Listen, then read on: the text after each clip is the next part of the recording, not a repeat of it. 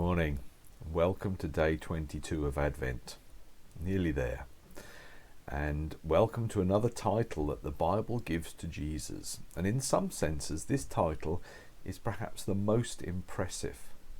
We might say the most glorious. When you think about someone's glory, where is that most clearly seen? Of course, it varies. For a footballer, you would hope that the glory is seen on the pitch or in the trophy cabinet of all the things they've won. For an artist, their glory should be seen in a gallery, or, unless it's Banksy, it should be on a wall somewhere in a part of London. If you're thinking about the Queen, then perhaps her glory is most clearly seen in her palace or in the Tower of London in the Crown Jewels. If you're old like me and you can remember back to the Cold War, the glory of the Soviet Union was often seen in its great military parades and its military might. The question is, where is God's glory most clearly seen?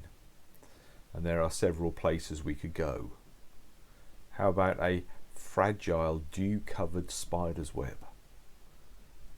So tiny and insignificant and yet so beautiful. What about a raging storm?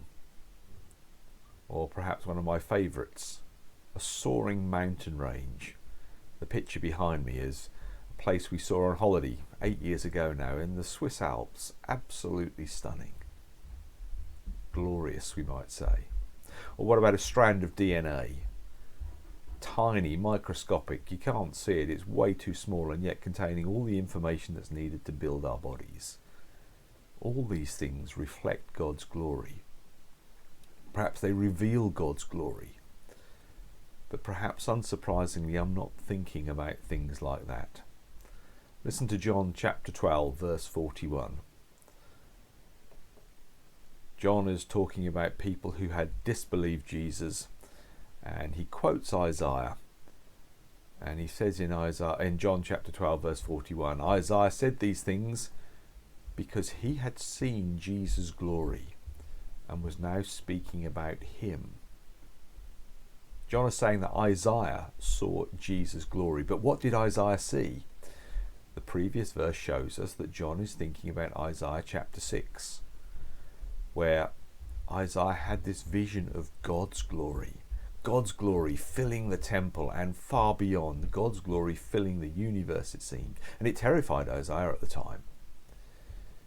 And Isaiah had said, or rather God had told Isaiah, don't be surprised if people don't believe this. Now John picks that up and he says that people didn't believe Jesus in the same way as God had told Isaiah they wouldn't believe him.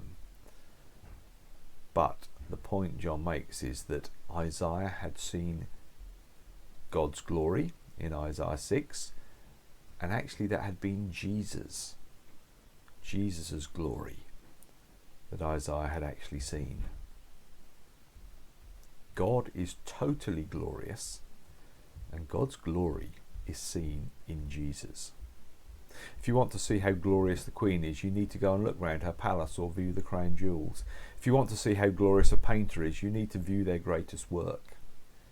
If you want to see how glorious God is, you need to look at Jesus. And when I say look, I mean look beyond Christmas, look past the manger. There he is in the manger, the Son of God, Jesus.